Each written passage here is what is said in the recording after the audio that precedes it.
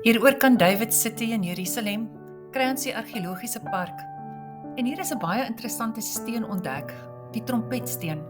Laat ek eers vir ons lees uit Joël 2 vers 1. Blaas die basuin op Sion en blaas die alarm op my heilige berg. Laat al die inwoners van die land bewe, want die dag van die Here kom. Ja, hy is naby. In 1968, na die 6-dagse oorlog, het argeoloë aan die voet van die westelike tempelmuur in Jerusalem 'n massiewe klip ontdek wat vandag bekend staan as die trompetsteen. Op hierdie klip is daar nog duidelike inskripsies wat lees: om te blaas. Op die klank van die trompet is die hele volk opgeroep om hulle werk neer te lê en so klaar te maak en hulle harte te bring tot op 'n plek van stilte, dat hulle die Here kan aanbid en so sy Sabbat en sy feeste te kan gehoorsaam.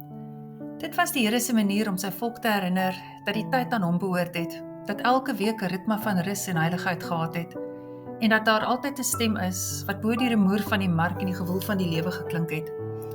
Toe die Romeine die tempel in 70 na Christus verwoes het, is die steen van sy plek af afgeruk en lê dit vandag toe stil teen die voet van die muur.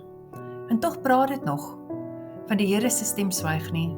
Hy roep steeds, soos die trompet, om ons harte tot stilte te bring, om ons lewens te heilig en om ons gereed te maak vir die groot dag wanneer die laaste basuin sal klink en die Here se wederkoms sal aanbreek. Hoor ek en jy nog die stem van die Here in ons lewens, of word dit versmoor deur die geraas van ons eie planne? En as die laaste trompet vandag sou blaas, is ons gereed om hom te ontmoet?